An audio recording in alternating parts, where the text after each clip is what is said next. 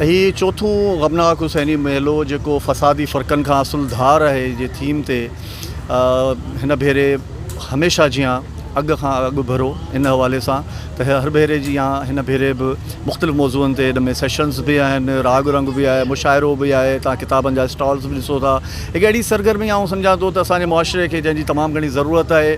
पोइ लेबल नाला बैनर भले मटिजंदा रहनि पर सुठी ॻाल्हि इहा आहे त हर को पंहिंजे हिस्से जो इनमें कंट्रीब्यूट करे पियो।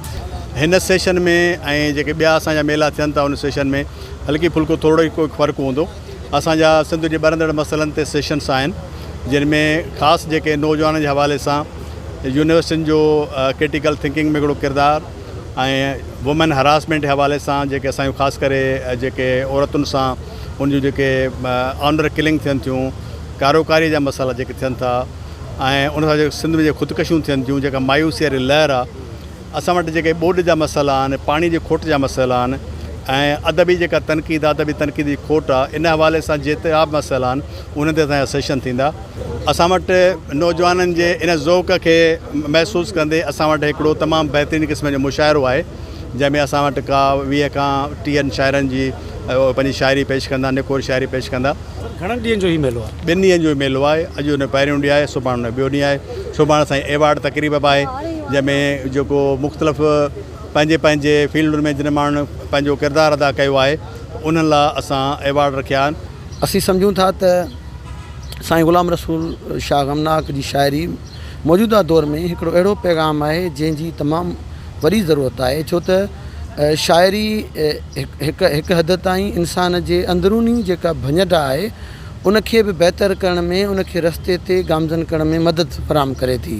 हिन मेले में असीं ॾिसूं था त ही जदीद अंदाज़ जो मेलो आहे ख़ासि करे, छो त जिते बि सूफ़ियुनि जा मेला लॻंदा आहिनि उहे हिकिड़े रवायती अंदाज़ जे या हिकिड़ो कल्चरल अंदाज़ में थींदा आहिनि। पर हिते असां ॾिसूं था सिंध में जेके तसौफ़ जे हवाले सां वेझे माज़ी में जेके शाइर रहिया आहिनि उन्हनि खे असां क्लासिकल शाइरी जो हिसो जेकॾहिं सम्झूं त उन में इलाही सारा शाइर मौजूदु आहिनि, ख़ासि करे मटियारी हैदराबाद।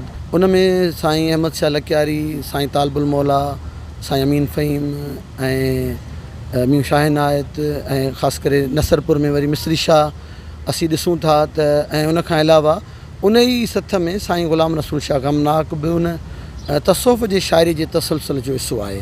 अॼु चौथों गमनाक हुसैनी अदबी मेले जो इफ़्तिताह थियण वारो आहे। सैयद ग़ुलाम रसूल शाह गमनाक हुसैनी जो तहलिक़ अगरो राहू तहलका न्यू सैदाबाद डिस्ट्रिक्ट मटियारी सां आहे। पाण हिकु सूफ़ी बुज़ुर्ग शाइर सां गॾोगॾु हिकु बहितरीनु उस्ताद हुआ जिन काफ़ी नौजवाननि जो मुस्तक़बिल संवारियो। अॼु संदन सवें खां हज़ारे जेके शागिर्द आहिनि उहे मुख़्तलिफ़ शोबनि में ख़िदमत अंजाम ॾेई रहिया आहिनि। जीअं त सूफ़ीज़ जो पैगाम मोहबत, अमुन, भाईचारे जो आहे त हींअर जेको मौजूदा हालात में मुल्की ऐं बैनुल अक़वामी में असां सभिनी खे मुतहद रहणु घुरिजे।